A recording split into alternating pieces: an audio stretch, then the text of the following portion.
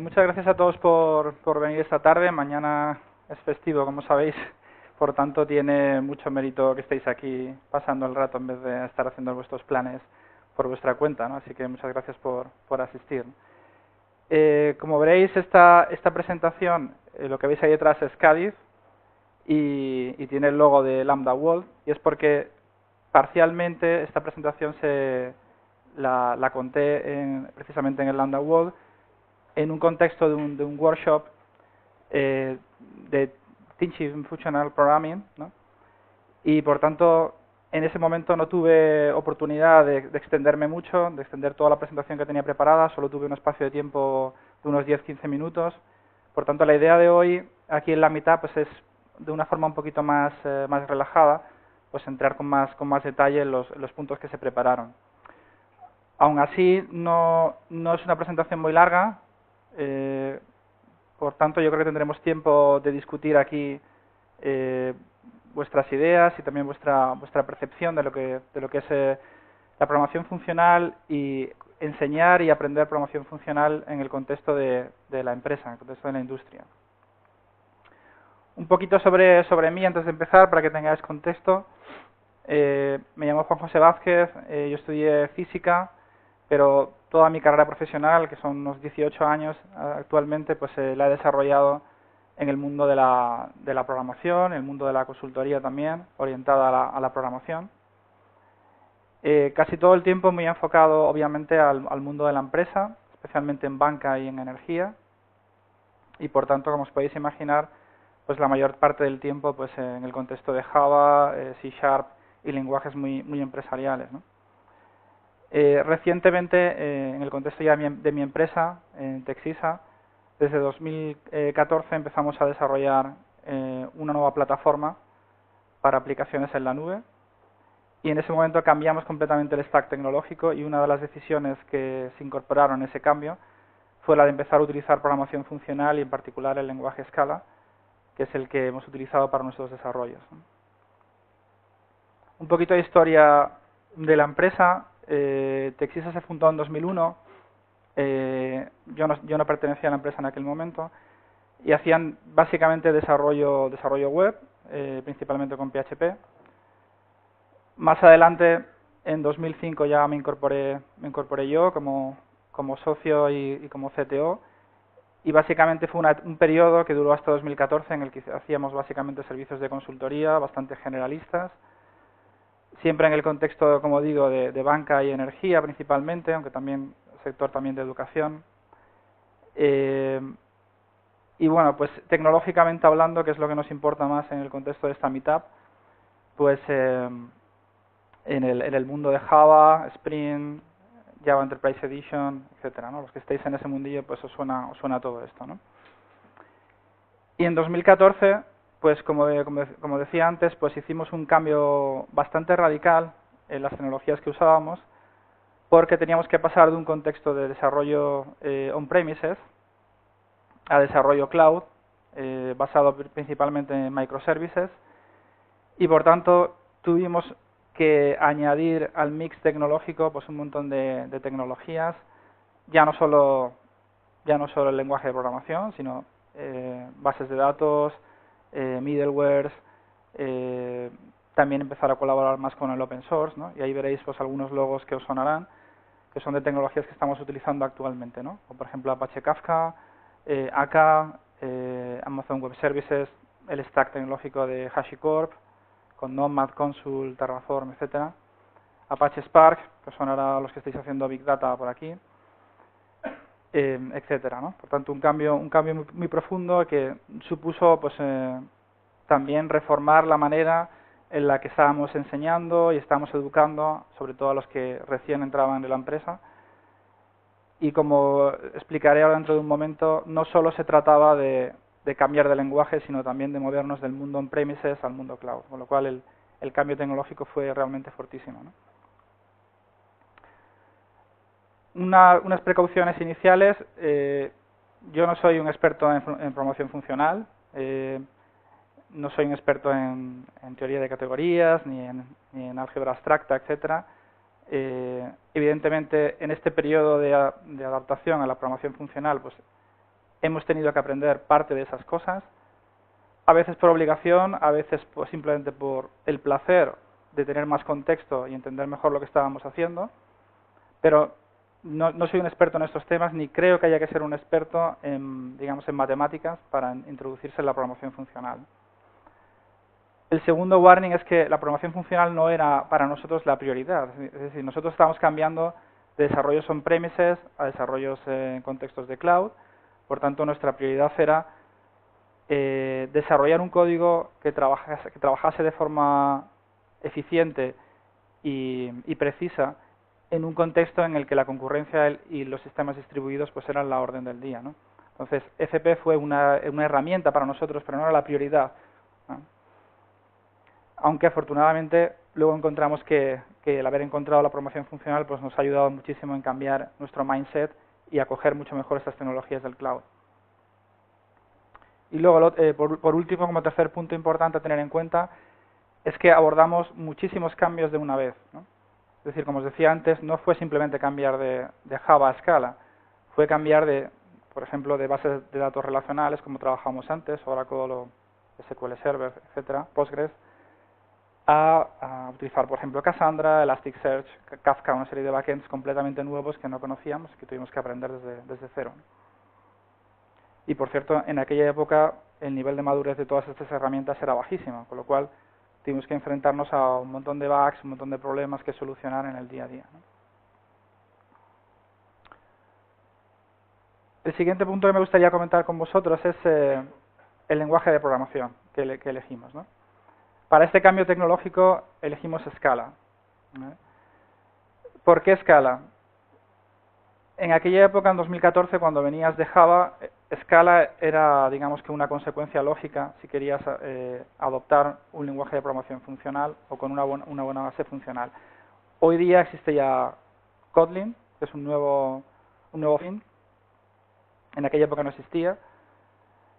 Aún así, Kotlin no está tan orientado a la programación funcional como Scala, pero es verdad que en aquel momento no tuvimos esa duda y quizá hoy día sí que se podría plantear esa duda de ir con Kotlin o ir con Scala para este cambio, ¿no? Lo otro que sí queríamos es aprovecharnos de dos cosas fundamentales que sí tiene Scala, y es la capacidad de aprovecharse de la Java Virtual Machine, de la JVM, y luego de aprovecharse de todo el ecosistema que tiene Java, que es inmenso, ¿no? De librerías, etcétera. Entonces, esos dos elementos eran muy atractivos para nosotros, ¿no?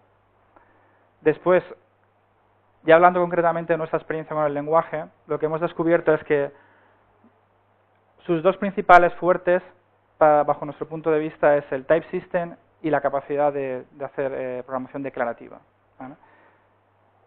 Es decir, en Scala el compilador ayuda muchísimo más que en Java, te da muchísima más información sobre lo que estás haciendo, lo cual automáticamente minimiza el número de testing, la cantidad de testing que tienes que hacer, y te ayuda razonablemente a desarrollar un código muchísimo más correcto, ¿vale? Yo tengo que deciros que, por ejemplo, para mí, yo llevo casi 4 años en que habré abierto un debugger muy puntualmente, quizá una o dos veces en todo este tiempo. Y eso es un síntoma muy claro de lo que os estoy contando, ¿no? El compilador ayuda mucho más y por tanto tienes menos necesidad de inspeccionar qué está pasando en el runtime. Ya en tiempo de compilación conoces bastante bien lo que va a hacer tu programa, al menos razonablemente bien, ¿no? Y luego el otro elemento es el tema de la declaración, de la programación declarativa. Con Scala trabajas más en exponer qué quieres que haga tu código y no tanto cómo quieres que lo haga. Y eso es una característica que en general es propia de la programación funcional y que Scala posee, siempre y cuando lo uses adecuadamente. Los otros puntos no tan positivos, yo diría que directamente negativos, es que es un lenguaje muy grande, ¿vale? Cuando se dice esto, hay gente que te dice, no, pero la sintaxis es bastante pequeña, realmente no tiene una sintaxis muy grande. Eso es cierto, pero cuando decimos que es muy grande, decimos más bien que la cantidad de idioms, la cantidad de maneras de trabajar que tiene Scala, las la cantidad de diferentes maneras que tienes de aproximarte al lenguaje hace que sea un lenguaje enorme de cara a abordar o abarcarlo por completo.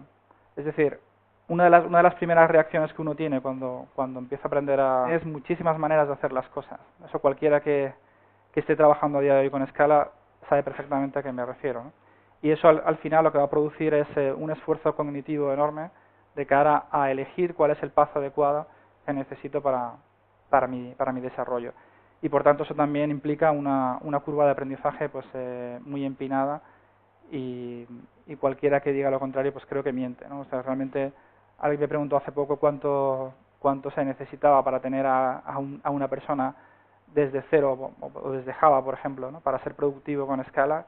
Yo creo que mínimo son 6 meses, ¿vale? Entonces el esfuerzo cognitivo que hay que hacer para aprender a utilizar el lenguaje es bastante grande. Es verdad que ayuda que esa persona esté en un contexto en el que ya se está usando Scala, ya se ha elegido uno de estos paths de aprendizaje y de uso del lenguaje, y eso acortará los tiempos. La gente ha hecho Scala y os estáis adentrando en la programación funcional, tener en cuenta este elemento de la curva de aprendizaje, porque no es tontería, ¿no? Luego otra pregunta que me hacen bastante es ¿por qué no Haskell? ¿Por qué Scala y no Haskell, ¿no? Porque Haskell, digamos que todos los que empiezan a adentrarse en la programación funcional, pues enseguida empieza a ver que Haskell es como la Biblia de la programación funcional, ¿no? Ahí están todos los patrones, está toda la investigación, está la academia, está la aplicación de muchísimos conceptos de teoría de categorías, etcétera, ¿no? Pues principalmente por la madurez del ecosistema y del runtime de la Hive Virtual Machine, y también del ecosistema de Scala, que hereda parte del ecosistema de Java, o en gran medida el ecosistema de Java, ¿no? Luego, por otra parte, teníamos la percepción de que Haskell no resuelve todavía bien los sistemas distribuidos. Esto yo no lo puedo asegurar porque no he intentado implementar un proyecto de sistemas distribuidos con Haskell, no he utilizado Cloud Haskell nunca, por ejemplo. Sé que existe, he leído sobre él, pero te pones a buscar y no encuentras muchísima documentación al respecto, no encuentras experiencias, por tanto en mi opinión, pues a nosotros nos resultaba arriesgado introducirnos por ese camino. Bueno, este es más o menos el path que con el tiempo hemos ido consolidando de entrenamiento, de aprendizaje en el equipo, ¿no? Normalmente cuando alguien entra en el equipo, el perfil es típicamente de alguien que acaba de salir de la universidad, que tiene experiencia típicamente de hacer prácticas o alguna experiencia muy pequeña, siempre con Java, con C, muy poco de programación funcional. Las universidades están entrando muy difícilmente o muy lentamente en la programación funcional. Nosotros tenemos mucho contacto con la autónoma, y sí que tienen un curso de Lisp en el contexto de inteligencia artificial, pero realmente se utiliza más como una herramienta para enseñar inteligencia artificial que como una herramienta, digamos, que multidisciplinar. Por tanto, el mindset funcional no está incorporado en los fresh outs, la gente que acaba de salir de la universidad. Entonces, cuando entran en la empresa, pues lo tenemos primero un periodo de 2-3 semanas con un autoaprendizaje guiado, viendo ejemplos, leyendo libros, haciendo ejercicios concretos, etcétera. Típicamente después pasan a un aprendizaje, a un curso de formación ya un poco más formal. En ese sentido nos hemos apoyado en los cursos de Habla Computing de el amigo Juanma, y ahí sí que están sometidos, digamos, o estamos sometidos, porque yo también los he hecho, a un training pues intensivo y externo. Después de ese training ya pasan directamente a un aprendizaje en el contexto del desarrollo del día a día en el equipo. Realmente no hay mejor manera de aprender haciendo.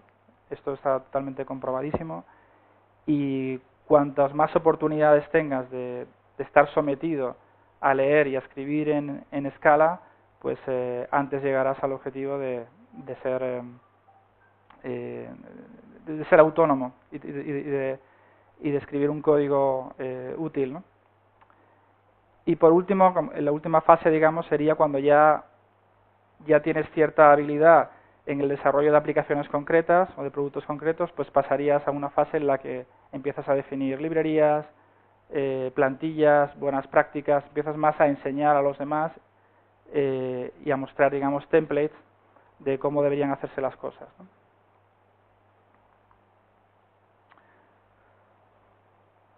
¿Qué nos funcionó?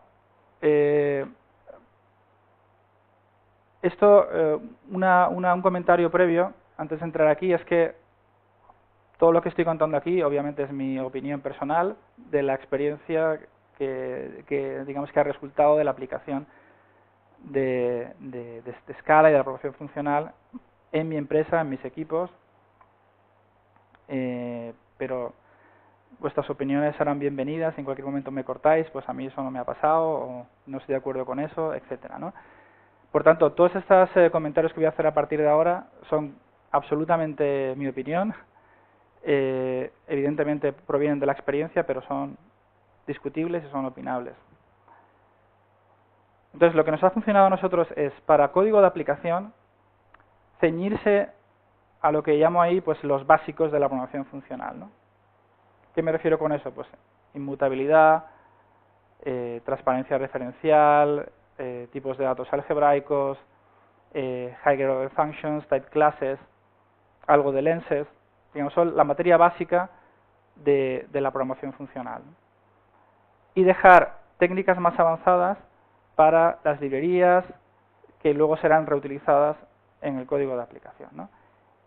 ¿A qué me refiero con técnicas más avanzadas? Pues aplicar de forma más masiva todas las type classes y las experiencias que vienen de la teoría de categorías, estructuras libres como la free monad, por ejemplo, o extensible effects, monad transformers, todo ese tipo de técnicas que a veces parecen un poco más oscuras al principio, pues muy raramente forman parte del código de aplicación de forma directa, ¿no? Están en las librerías, están en código que reutilizamos, pero no tanto en el código del día a día de la aplicación, ¿no? Y algo que sí nos ha funcionado bastante bien y que con el tiempo hemos aprendido ejercitándolo y desarrollándolo a hacer, es olvidarnos de todo lo que no necesitamos en ese momento. Es decir, como os decía antes, Scala es un lenguaje muy grande, tiene muchas características, en particular, además, todo lo que viene de la investigación de la programación funcional es enorme, hay cientos de papers, podríamos aplicar cientos de técnicas para resolver los mismos problemas de siempre, ¿vale? Por tanto, podrías confundirte y extraviarte con tanta variedad de soluciones para los mismos problemas. Entonces, todo lo que no necesites es mejor dejarlo aparcado. Evidentemente, eso no quita que sigas aprendiendo, que sigas interesándote, que sigas leyendo, que sigas viendo papers, libros, etcétera. Pero en el día a día hay que ceñirse a lo que sabes que está funcionando e ir incorporando estas técnicas poco a poco, de una forma medida y controlada, ¿no?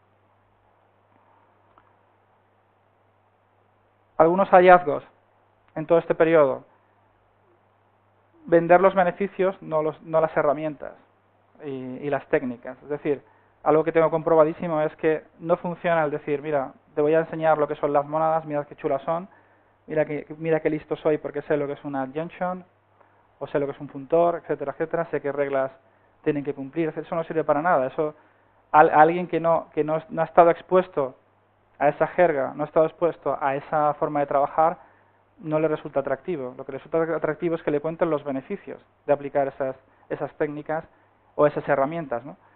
Por ejemplo, decir que la transparencia referencial te va a ayudar a reducir el número de bugs. Esto es un hecho, ¿vale? Especialmente, como digo ahí, bajo condiciones de refactoring. Por ejemplo, que aplicar programación más declarativa te va a hacer un código más claro, más nítido, más fácil de leer.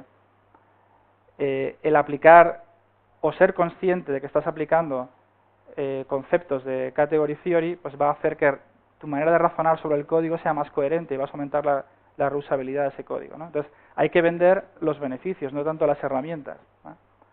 De hecho, tengo comprobado que puede ser incluso hasta perjudicial el vender directamente estas técnicas, como digo, por la disfunción que se produce en el uso de la jerga, ¿no? Sé práctico.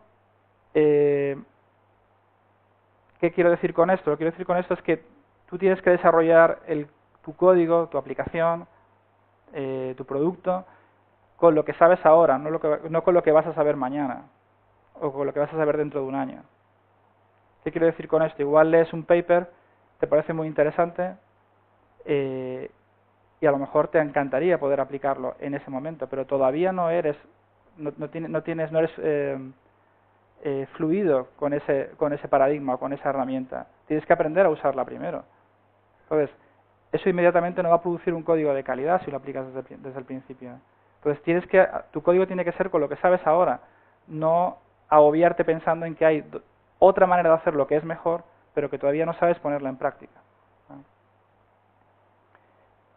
Otro hallazgo es que luches contra el síndrome del impostor, ¿vale? ¿Esto qué significa? Esto significa que en el mundo de la programación funcional hay gente muy, muy lista. Ya lo habréis comprobado si habéis leído blogs o libros, papers de academia, etcétera. Hay gente muy inteligente. Entonces muchas veces te puedes sentir un poco incómodo con eso, ¿no? Y dices, oye, yo no sé tanto como esta gente que me está hablando de un montón de conceptos que todavía no entiendo, que todavía no puedo aplicar en el día a día, ¿no? En realidad sabes mucho más de lo que tú crees, pero te comparas con un volumen de información enorme, muy tecnificado, muy basado en matemáticas, y por tanto está bien aprender eso, no te sientas mal, aplica lo que sabes e intenta hacer el mejor código posible con lo que sabes, ¿no? Otro finding es evitar las guerras santas, ¿no? y el radicalismo, ¿no? En Scala particularmente hay muchas guerras, ¿no? Eso cualquiera que trabaje con Scala y con el ecosistema de Scala lo sabe. Por ejemplo, Lightbend Scala versus Type Level Scala, más tipado, menos tipado, Haskell versus Scala, FreeMonad versus Tagless Final. O sea, hay muchas guerras de este tipo, ¿no? Muchas disputas sobre qué es mejor, aplicar esto o lo otro, ¿no? Todo eso al final es ruido. Como os decía antes, intenta aprender lo que puedas, mantente informado. No está mal aprender.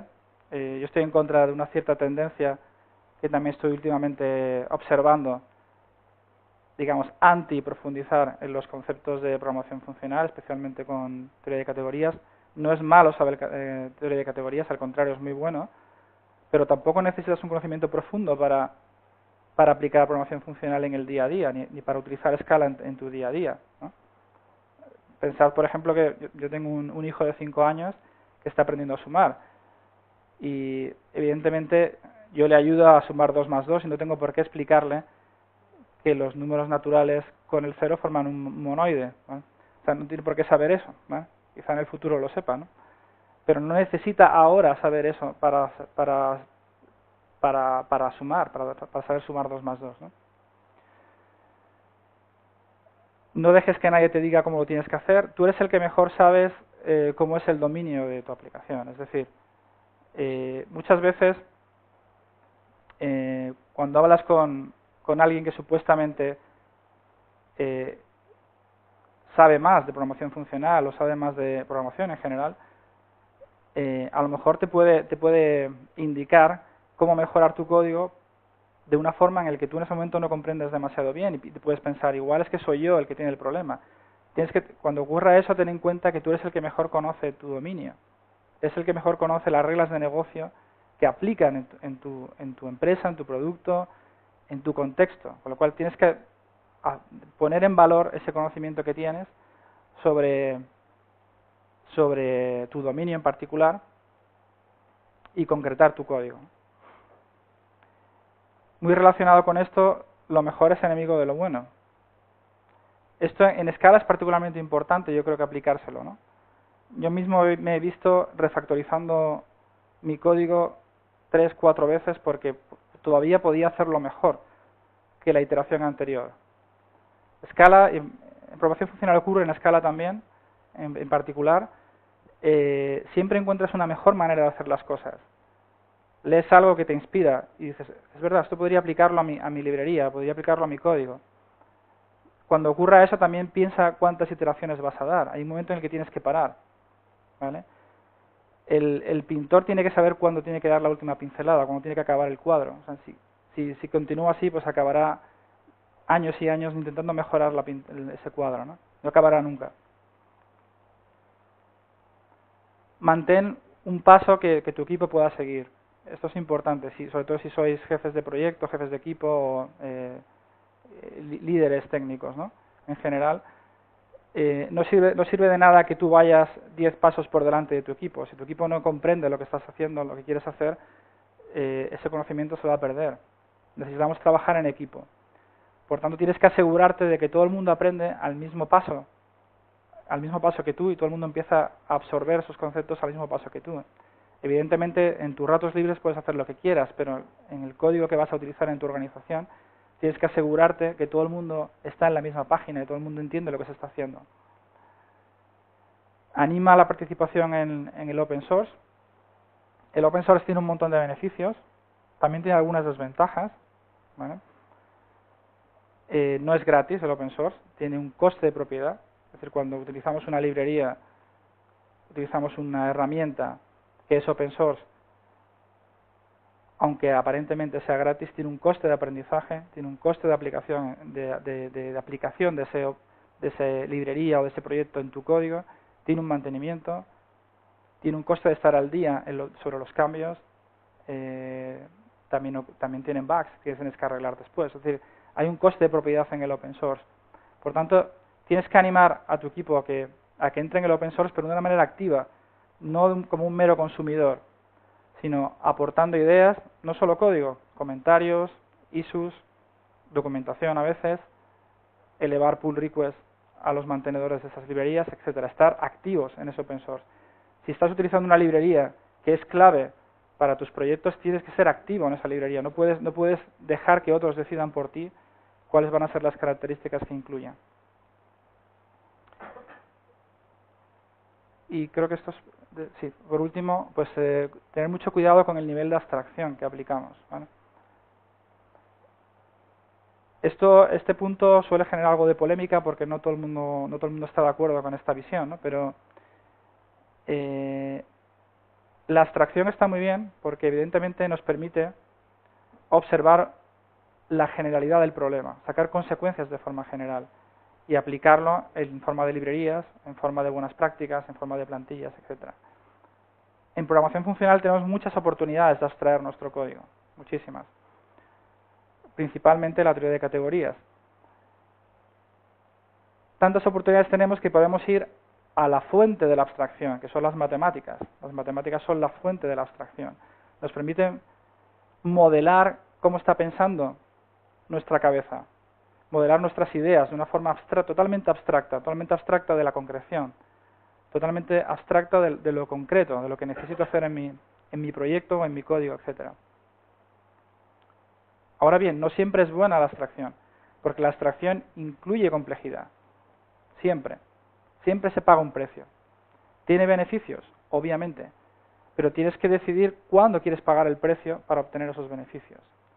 Si estás haciendo una librería que van a reutilizar tus equipos, en el que quieres reutilizar o en el que quieres condensar el trabajo que repetitivamente estáis haciendo en las APIs, en los dominios, en las interfaces de usuario, etcétera, ¿no? Los componentes de software, trabaja las librerías, utiliza el nivel de abstracción correcto para que ese código sea reutilizable, para que sea hábil para trabajar en muchos entornos diferentes. Ahora bien, en el código de aplicación tienes la oportunidad perfecta de ser concreto. Tienes la oportunidad de concretar las ideas porque conoces el dominio, ¿vale? Yo muchas veces tengo la sensación de que muchos desarrolladores muy inteligentes que hay en este mundillo de la programación funcional solucionan problemas de forma demasiado compleja porque porque no se han parado a pensar en que eso se va a aplicar en un dominio concreto y que es posible concretar y es posible bajar a tierra. La concreción nos genera automáticamente creatividad. No se puede ser creativo sin concreción. La abstracción te da poder, pero el poder no te da la creatividad. Necesitas un marco de trabajo. Volviendo a la analogía del pintor, el pintor necesita tener unas dimensiones para el cuadro, tener unas ideas sobre el estilo. ¿Qué quiero hacer un paisaje? ¿Qué quiero hacer un retrato? ¿Qué va a ser? ¿Expresionismo abstracto? ¿Va a ser concreto? Necesitamos una manera de concretar nuestras ideas y eso nos genera automáticamente creatividad.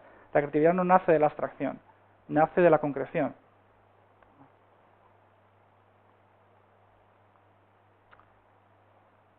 Una pequeña nota sobre libros que hemos leído, son solo algunos, no me he leído tantos como hay ahí, pero algunos sí.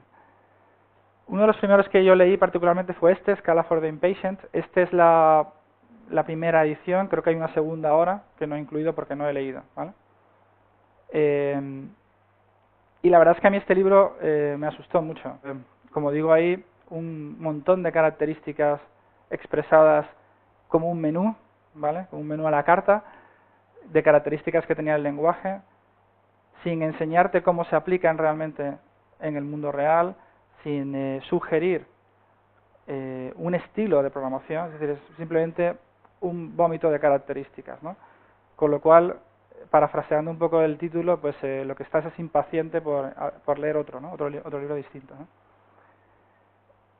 Luego el famoso libro rojo de Scala, Functional Programming for Scala. Este libro, cuando surgió, pues la verdad es que todos los que estábamos aprendiendo Scala lo acogimos con muchas ganas, ¿no? Porque parecía que era por primera vez un libro que condensaba cómo se debía hacer programación funcional en Scala, ¿no? Por tanto, yo creo que a todos nos generó un cierto sentimiento dual, ¿no?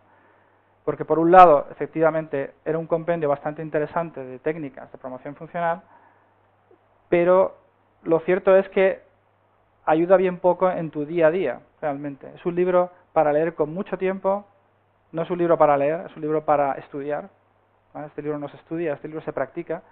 Yo lo he leído 2 veces, he hecho los ejercicios 2 veces, aún así sigo luchando con algunos párrafos, con lo cual es un libro difícil y yo no lo recomiendo como el primer libro en Scala, ¿vale? Ni siquiera como el primer libro de promoción funcional en Scala, ¿vale? Por tanto, esto es más un libro de irlo trabajando con tiempo, de mesilla de noche, de viajes en tren, de ratos programando, etcétera, etcétera, ¿no? El que sí recomiendo como primer libro es Essential Scala de Underscore, ¿vale? Este libro, en mi opinión, es el mejor libro para empezar a aprender Scala. Y si me apuras, el mejor para aprender programación funcional también. Y es por una sencilla razón, y es porque, efectivamente, como dice el título, es un libro de Essentials que concreta un path de aprendizaje y olvida un montón de características que tiene el lenguaje, pero no por dejadez, sino con una intención clara, y es no confundirte. Es usar una serie de técnicas básicas, como por ejemplo, se hace mucho hincapié en las type classes, en los tipos algebraicos de datos, en la recursión, en la transparencia referencial, es decir, en la base de lo que es la programación funcional y especialmente programación funcional con Scala, ¿no? Entonces, este lo recomiendo muchísimo. Ojalá lo hubiese leído antes, cuando empecé, porque hay características de Scala que ni aparecen, y eso es una ventaja, creedme, no un inconveniente. Y luego el otro libro, por último, digamos de esta sección, es este de Haskell Programming from First Principles. Este es un libro de Haskell, pero es muy buen libro de programación funcional en general. Y eso es otra recomendación, sobre todo los que estéis aprendiendo Scala o empezando con Scala. Un consejo: leer Essential Scala y estudiar Haskell. Es la mejor manera de aprender Scala, porque Scala tiene muchísimo ruido que muchas veces te impide, sobre todo al principio, ver con claridad los conceptos de programación funcional. Y cuando los ves más claros en Haskell es cuando empiezan a mapearte los conceptos y a ver más claro estos conceptos de programación funcional en el lenguaje Scala. Otros libros, bueno, el clásico de estructura e interpretación de programas, de Lisp, Little Skimmer. Estos dos primeros libros pues ayudan a entender también lo básico de la programación funcional, la recursión, y la verdad es que son una delicia de leer los dos, ¿no? Y luego pues también recomiendo la serie de blogs y de vídeos de Bartosz Milewski, que por cierto estuvo en la Lambda World también. Dio una conferencia bastante dura para todos los que estuvimos allí. Claro, tengo que decir que no tiene nada que ver con los blog posts y vídeos en general suyos, que son muchísimo más fácilmente entendibles y digamos que en la Lambda pues nos dejó a todos un poquito atónitos, ¿no? Lo recomiendo. Ya está en el libro. Muy bien. Y bueno, ya para acabar, quería cerrar con esta cita de Gabriel González, que para los que lo conozcáis, pues sabéis quién es, y los que no, pues deciros que es uno de los gurús del mundo de Haskell en general, y además tuitea mucho, y esto lo dijo en Twitter, y es una frase con la que estoy completamente de acuerdo, ¿no? Es decir, que la programación funcional realmente no nos ponemos de acuerdo en definirla, ¿no? Hay gente que dice que es programar con funciones matemáticas, otros que dicen que es aplicar teoría de categorías, otros que dicen que es no tener side effects, etcétera. Todo el mundo da una definición diferente. A mí me gusta pensar en esto, en si el lenguaje, o no el lenguaje, sino las librerías y la forma de usar que tengo ese lenguaje me dejan expresarme declarativamente, es decir, expresar mi programación de forma declarativa, expresando lo que quiero hacer y no cómo lo quiero hacer, pues yo ya siento que estoy haciendo programación funcional. Y eso es algo más perceptivo, menos, quizá no tan objetivo, pero cuando yo siento que puedo hacer esto es cuando creo que estoy haciendo programación funcional y por tanto estoy totalmente de acuerdo con esta frase, ¿no? Y creo que esta sensación, evidentemente unos lenguajes están más habilitados para conseguirlo que otros. Obviamente en Haskell pues es obvio, en Lisp también, por ejemplo. En Scala cuesta un poco más, pero también puedes encontrar ese punto. Y en otros pues cuesta muchísimo más. Por ejemplo, recientemente he estado escribiendo algo de código en Python y constantemente he ido buscando esta sensación y al final puedes encontrarla. Hay un ecosistema de librerías orientados a la programación funcional en Python que no es tan mal. Evidentemente no es la forma, digamos que pythónica de pensar, pero te das cuenta cuando el gusanillo de la programación funcional ya lo tienes metido en el cuerpo, cuando te vas a otro lenguaje y empiezas a buscar estas sensaciones en ese otro contexto, ¿no? Y los que os haya pasado, pues me entenderéis perfectamente lo que quiero decir, ¿no? Y por mi parte, pues nada más, muchas gracias y estoy abierto a las preguntas que queráis hacerme.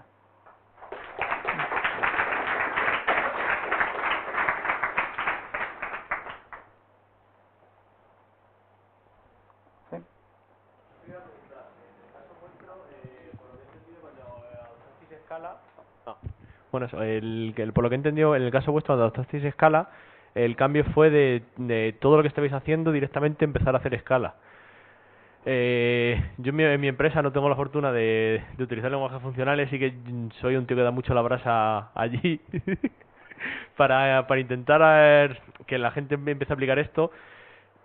Pero yo siento muchas veces que el cambio es un cambio, en vuestro caso, a mí me da la impresión de que es como muy radical, de vamos a dejar de utilizar esto y vamos a empezar a utilizar esto otro. Entonces yo no sé muy bien cómo intentar educar a la gente, por así decirlo, para intentar traernos los de otros paradigmas que están utilizando a hacer este tipo de cosas. Entonces, no sé si en vuestro caso aplicasteis algo, hicisteis algo, o fue directamente a partir de mañana todo es Scala.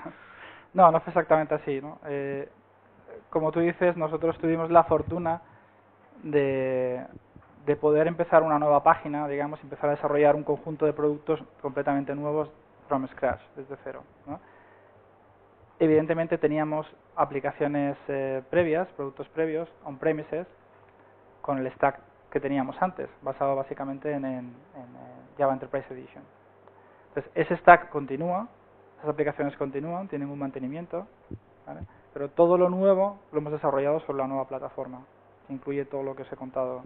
Entonces, es verdad, tuvimos la suerte de poder hacer una línea, digamos, en el suelo, y decir, a partir de aquí, todo lo nuevo lo vamos a desarrollar con nuevas tecnologías, y aún así seguiremos manteniendo lo que teníamos, porque nos costó un esfuerzo tenerlo, ¿no? Entonces, tenemos clientes en esos productos que hay que seguir manteniendo, etcétera, ¿no?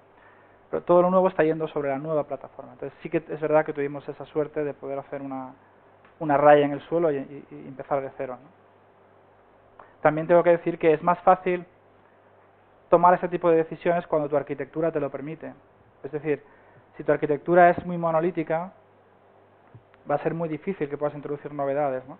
Por eso, si tu arquitectura te permite, por ejemplo, desarrollar microservicios que tienen un cierto tamaño acotado, pues te puedes permitir el lujo de ir haciendo pequeños cambios o a veces más radicales en ciertos microservicios, ¿no? Tienes una manera bastante más natural de evolucionar tecnológicamente, ¿no?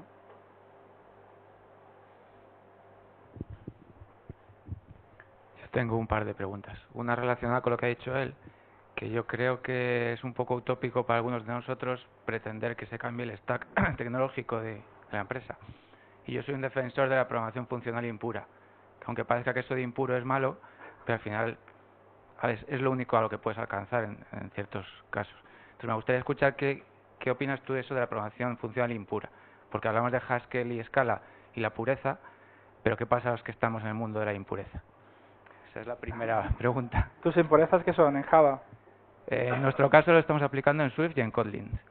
En Kotlin con más pureza, en Swift nos arrastramos por el barro, pero es que al final recursión, transparencia referencial y mutabilidad son conceptos que los puedes aplicar en C, si te da la gana. Sí. Y quizás deberías empezar por ahí, no irte a Haskell y perderte en las nubes de las mónadas. Yeah.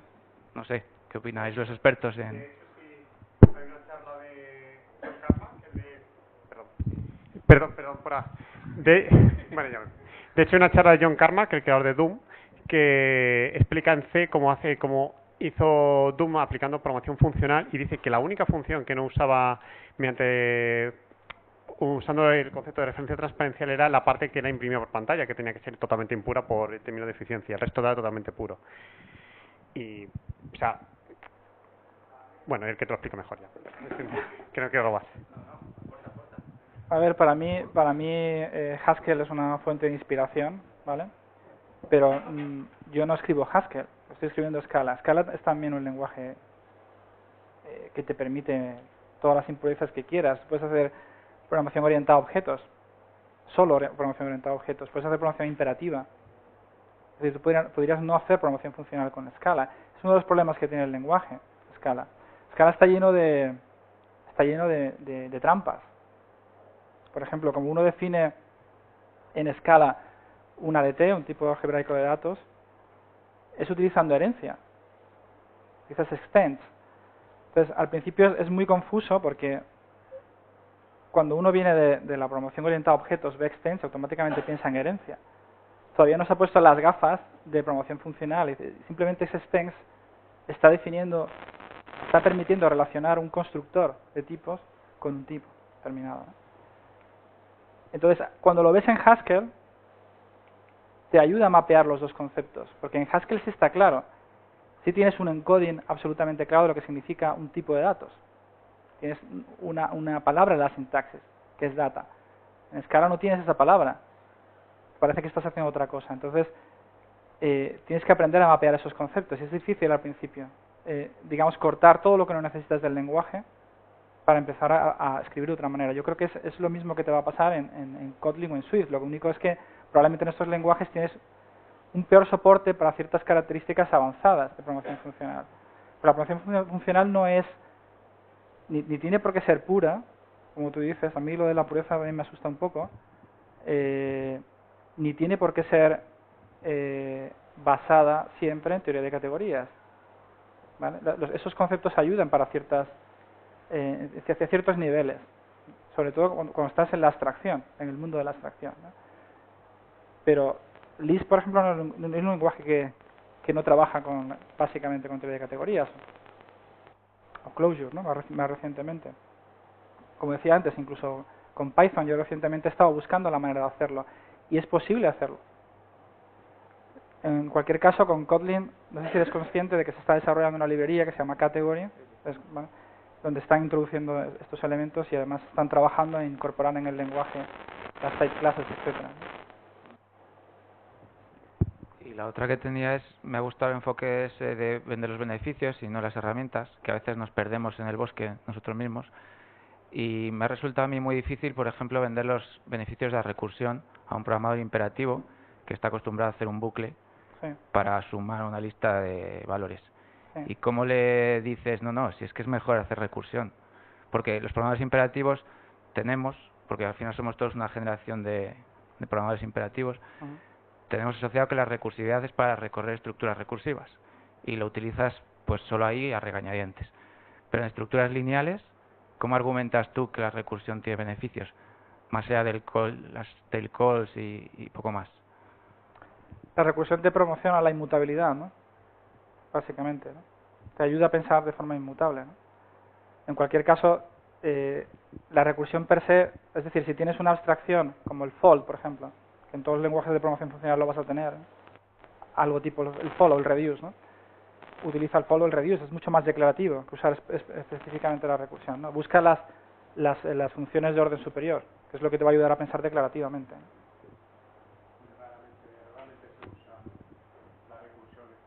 Claro.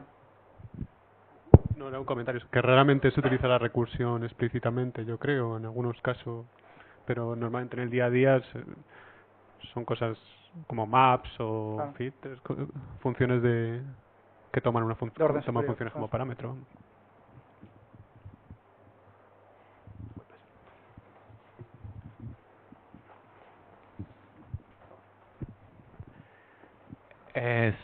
Bueno, esto estoy totalmente de acuerdo, la recursión directamente no se suele utilizar, no aparece. La idea que se vende cuando tienes un bucle con variables, ¿no? Y dices, no, hombre, no hagas esto así, no utilices bars, no utilices un for loop, ¿no?, etcétera. La solución no es convertir eso en un esquema recursivo. La solución es identificar las funciones de orden superior que te van a permitir expresar exactamente la misma computación y que además te van a permitir reutilizar funciones que ya están probadas, etcétera. Y eso va un poco en la línea de la declaratividad que comentaba antes Juanjo, que la programación funcional es programación declarativa. Y en este sentido, yo también lo que me gustaría es precisar un poco, pues, qué significa esto de la declaratividad, porque hablar de sensaciones, la sensación que tienes cuando estás programando declarativamente. Y yo me acuerdo que históricamente cuando nosotros empezamos a utilizar Scala y después poco a poco empezamos a utilizar más programación funcional, más programación funcional, más programación funcional, cuando el punto de inflexión grande que nosotros tuvimos cuando dijimos ya estamos haciendo programación funcional de verdad, fue cuando tuvimos esa sensación de estamos haciendo programación declarativa. ¿Pero qué es eso que estábamos haciendo? Pues lo que estábamos haciendo es esencialmente programar con DSLs. Lenguajes. Con DSLs.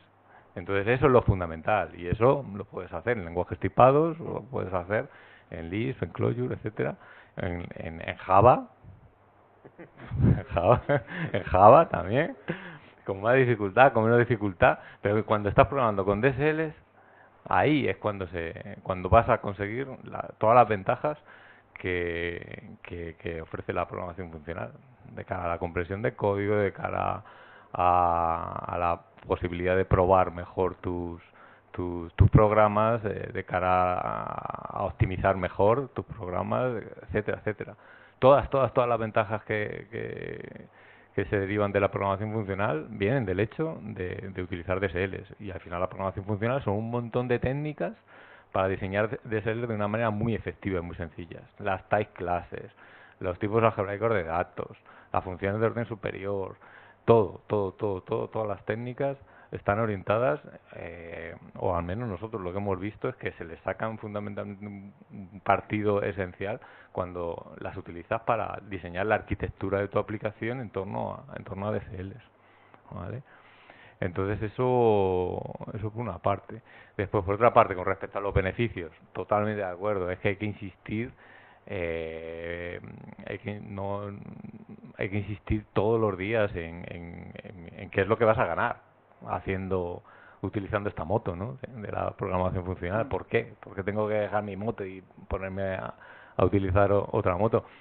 Lo que pasa es que lo que nosotros también hemos visto es que hay que ser muy concreto en los beneficios que se obtiene. Es decir, hablar de no, es que vas a poder probar mejor las cosas, vas a tener más modularidad, o vas a poder tener más rendimiento, o lo que sea, más paralelización, etcétera. Son cosas como que se quedan a veces un poco vagas, que se quedan un poco en el aire. Entonces yo lo que te quería preguntar es por casos concretos de éxito, ¿sabes?, que hayáis tenido en la evolución, ¿no?, del uso de la programación funcional allí en TechCisa, ¿vale?, y en tu experiencia, que hayas dicho, es que antes estábamos haciendo esto, yo qué sé, la inyección de dependencia con Wix, y ahora no estamos utilizando esa cosa. O antes estábamos utilizando testing con Mocking, como con librerías de Mocking. Y ahora ya no, ya estamos utilizando otra cosa. O yo qué sé, las APIs o lo que sea. Cosas así más concretas que estén más cerca también un poco de lo que hacemos en el día a día y que nos permita también vender mejor, ¿sabes?, esa idea. En vuestro caso, ¿qué es lo que ha funcionado así de una manera, ¿sabes?, radical, incontestable, que digas tú, es que madre mía, cómo estábamos probando antes y cómo probamos ahora, por ejemplo, cosas de ese estilo? Vale, muchas cosas, ¿no? Por ejemplo, decía antes, la reducción de bugs es clarísimo. Es decir, esto que se suele decir de si compila funciona no es totalmente 100% así, pero el porcentaje de esto es mucho mayor con Scala o con la programación funcional que con Java, ¿no? Antes tenías muchas incertidumbres, incluso haciendo testing ibas a runtime y se producían fallos. Por supuesto que sí, evidentemente el utilizar programación funcional no te hace mejor programador, o sea, per se. Tú puedes hacer un código mal hecho también con programación funcional, ¿no?, y que tenga fallos en runtime, pero con un mínimo de calidad el número de fallos en runtime es muchísimo menor. Tienes una previsión de errores en compilación muchísimo más amplia. O sea, eso es un beneficio que se nota enseguida, al poco de empezar. Luego, no es tanto mejora la experiencia con el testing, pero también es que te quitas la necesidad de muchos tests absurdos que tienes que hacer con otros lenguajes, especialmente con los dinámicos. Pues con esos lenguajes tienes menor necesidad, porque ya el compilador te ayuda mucho más. Es muchas veces más el type system que otra cosa, ¿no?, lo que te está ayudando a capturar esos problemas, ¿no? Y luego lo otro que enseguida, que ha sido un beneficio clarísimo, es la necesidad de programar de una forma más declarativa. También hace que los equipos diseñen mejor, porque tienen que plasmar primero, digamos, en la pizarra o en un papel la idea de lo que quieren construir antes que ponerse a construirlo. Al final con Scala estás implementando muchísimo menos código que con Java. Quitas un montón de cosas más maduradas en pizarra, digamos, primero, ¿no? Y eso automáticamente sube el nivel de calidad del equipo automáticamente, ¿eh? Entonces, estos beneficios son palpables desde el principio prácticamente, ¿no? Cuesta trabajo, como dije, hay una curva de aprendizaje importante, pero en cuanto has superado esa primera curva de aprendizaje, los beneficios son palpables. También velocidad de desarrollo, se desarrolla más deprisa y con menos bugs. Los refactoring son más sencillos, porque como decía antes, yo prácticamente hace mucho tiempo que no abro un debugger, no tengo que estar buscando y persiguiendo qué está haciendo mi código. Tengo que comprender mi código y automáticamente sé dónde pueden estar los problemas. Si tengo que hacer un refactoring, sé dónde tengo que tocar, ¿no? El código es mucho más modular, principalmente por el uso de type classes, está mucho más acotado, las funciones son más pequeñas. O sea, todo eso ayuda a tener una mejor conciencia del código, a que sea más fácilmente mantenible, y esos beneficios son directos.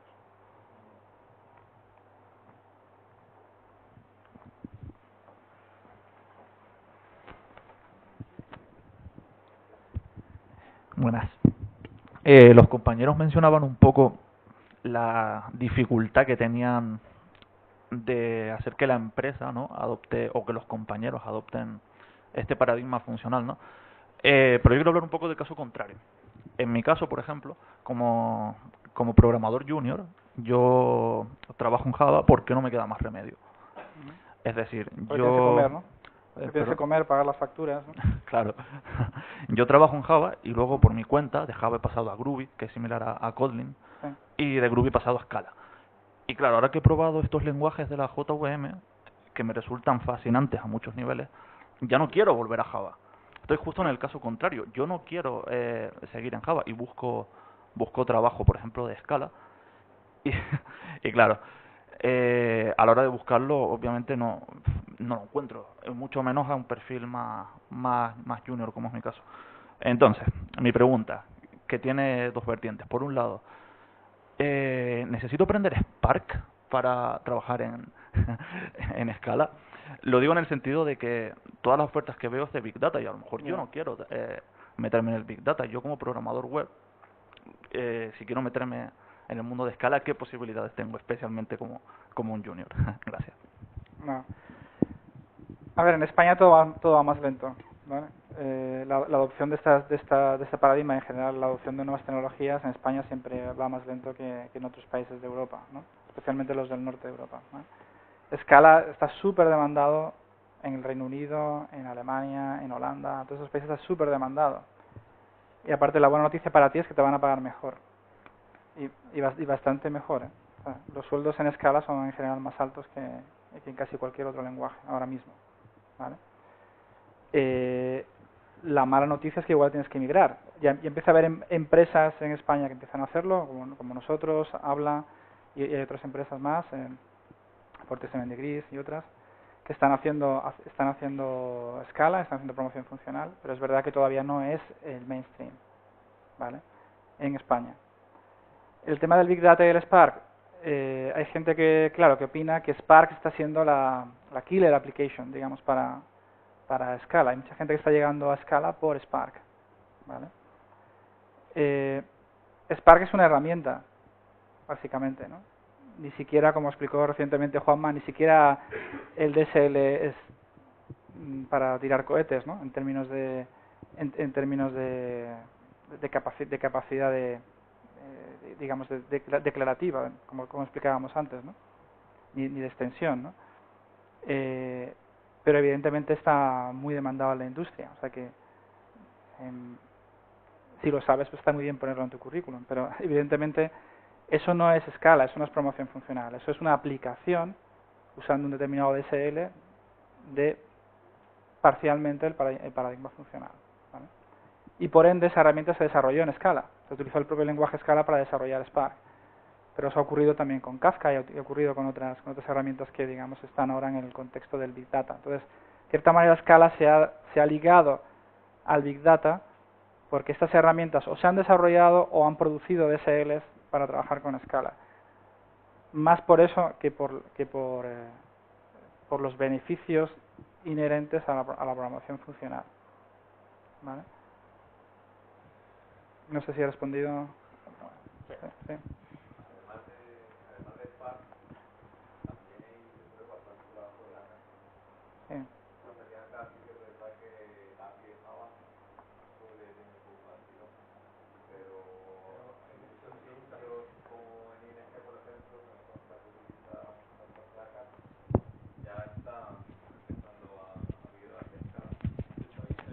El hecho que se produce, en mi opinión, es que precisamente con AK lo que es un puente más fácil porque empiezas a utilizar AK desde Java y en algún punto es más natural empezar a cambiar, o creo que es más natural empezar a cambiar determinadas partes a Scala. Entonces, y sí que es cierto que hay bastante gente que está haciendo cosas con AK, sobre todo más que por la parte del Big Data, si no quieres la parte del Big Data, la parte de programación reactiva, Sí. sistemas reactivos, que es probable que haya más mercado ahí. De todas formas, ten en cuenta que, es decir, Scala acoge a mucha gente de Java, evidentemente. O sea, la mayor parte de gente que viene a Scala viene desde Java. Es raro ver un salto de Java a Haskell, por ejemplo. Y hoy precisamente he leído un informe que no sé si es verdad, no lo tengo contrastado, de Stephen Deal, que comentaba que que contabilizaba entre 70 y 100 programadores de Haskell full time en los Estados Unidos. Pues estamos hablando de unos números muy reducidos, ¿no? Con escalas muchísimo más que eso. Aún así no es un lenguaje mainstream. La Scala no es un lenguaje mainstream. Probablemente no lo va a ser nunca, yo creo. ¿Vale? Va a tener su nicho. Ese nicho va a ser probablemente amplio, pero no va a ser nunca un lenguaje mainstream, no va a ser un lenguaje como Java, por ejemplo. Entonces, yo lo que pienso es que los que estamos ahí, pues, y los que vais a estar ahí, pues tenemos unos superpoderes que tenemos que aprovechar. Y además vas a ganar más dinero. Porque merece la pena el esfuerzo, ¿no? Buenas, ¿se me oye? Estoy de acuerdo con... Bueno, me he sentido identificado con muchas cosas que has explicado de aprender escala y sobre todo la parte a lo mejor de... Claro, las abstracciones tienen un poder y totalmente de acuerdo en que las abstracciones para librerías es lo mejor. Seguramente tienes que bajar más el nivel para tu día a día. El caso es que, bueno, hoy también ha habido bastante debate en Slack de Scala sobre ciertos nombres de clases y, en tu opinión, si hoy cogiéramos, por ejemplo, cats y pusiéramos un type, un alias de tipos a las 3 clases y las cambiáramos a algo, bueno, mapeable o cosas así, ¿crees que sería más fácil, a lo mejor para la gente que venga del mundo de Java o para ti, a lo mejor para tu día a día, luego más adelante sería un problema que a lo mejor puede presentarse, que sea más ambiguo o sea una cosa más amigable para javeros? Ya.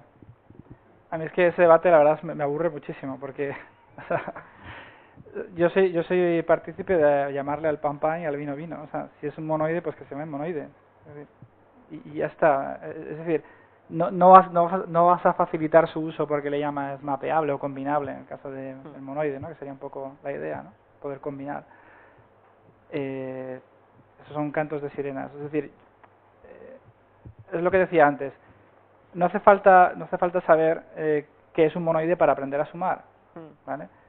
Aprende primero a sumar y después, más adelante, o conforme vas aprendiendo, tampoco está mal que sepas que es un monoide, ¿no? O sea, digamos que el saber no ocupa lugar y te ayudará a comprender mejor lo que estás haciendo, tener una base más sólida en lo que estás haciendo, pero no es indispensable para aplicar un monoide, ¿no?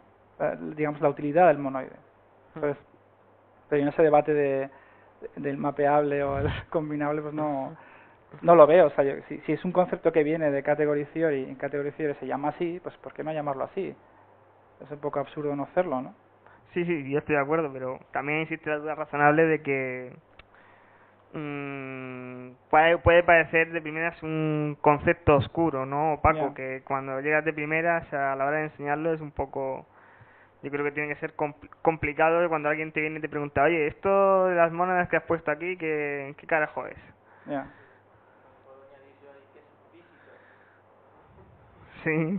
¿Qué es qué, perdona, Carlos? Ah.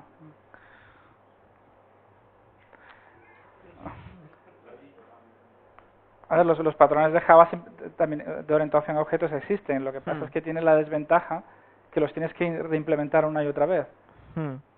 Con la programación funcional, sí, también. Sí.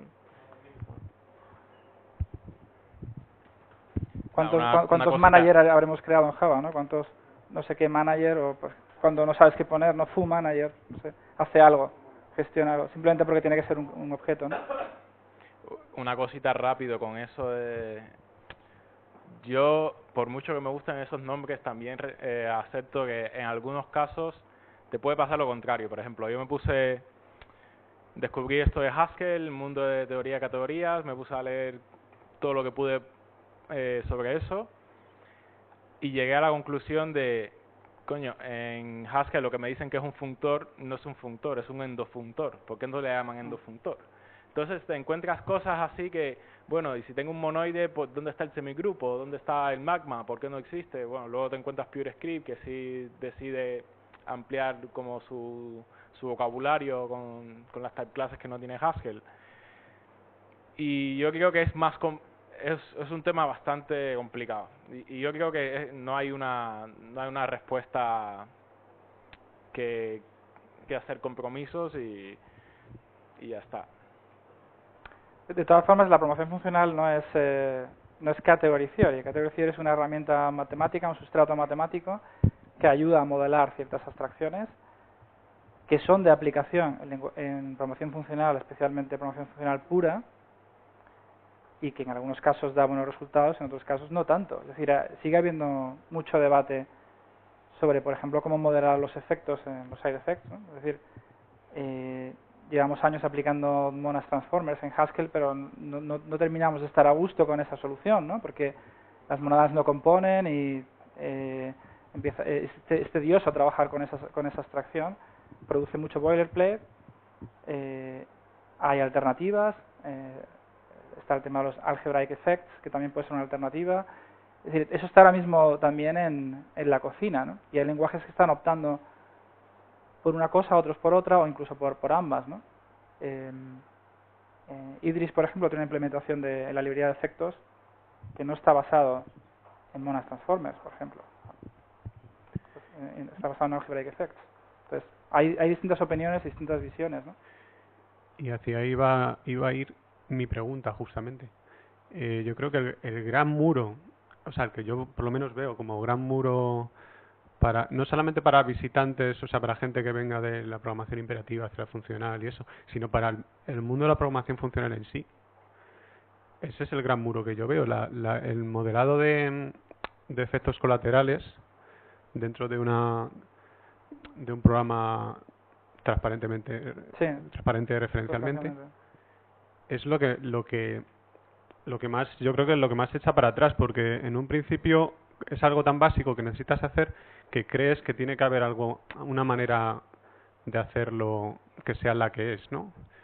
Sin embargo, en cuanto hablamos de efectos colaterales que están modularizados, es decir, hay varios tipos de efectos colaterales, te encuentras con eso, que tienes que combinarlos y entonces ya no hay técnicas como establecidas, o a lo mejor me equivoco, a lo mejor sí que no sé cómo lo hacéis dentro de tu empresa, o dejáis los efectos colaterales, los reducís al mínimo en ciertas partes y entonces ahí sí vale, está bien visto. ¿Cómo lo hacéis? Pues es lo que comentábamos antes, ¿no? O sea, en código de librerías, por ejemplo, tenemos una librería que usa FreeMonads, por ejemplo, que es un concepto pues que no es de principiantes, ¿no? Tampoco es muy complejo en realidad de entender, pero no es un concepto de principiantes, obviamente. Eso está en código de librerías. En código de aplicación puede ser más concreto. Puedes utilizar un constructor de tipos más concreto y normalmente no tienes necesidad de combinar varios efectos, normalmente. Si tienes tu código bien modularizado. Entonces, si estás haciendo un API, por ejemplo, donde conoces bien tu dominio, sabes para qué va a ser ese API, está limitado en su uso, puedes casarte, entre comillas, con un constructor determinado, con task, con future, con I/O, el que mejor te venga, para modelar la sincronía, ¿vale? Esos tipos de datos suelen venir con un soporte a errores. En el caso de future, por ejemplo, ya está combinando la sincronía, la programación concurrente, con el tipo de datos, esa combinación. Entonces, normalmente, si tú contextualizas y concretas mucho tu código, acaban desapareciendo muchos de estos problemas que te encuentras cuando abstraes. Insisto, yo no estoy en desacuerdo con abstraer, pero hay que abstraerse en el contexto adecuado, cuando realmente lo necesitas. Y cuando lo necesitas, pagas ese precio. A lo mejor tienes que aplicar una técnica más elaborada, o FreeMonads, Extensible Effects. Lo que en ese momento, digamos, sientas que es la mejor solución, ¿no? No, ya.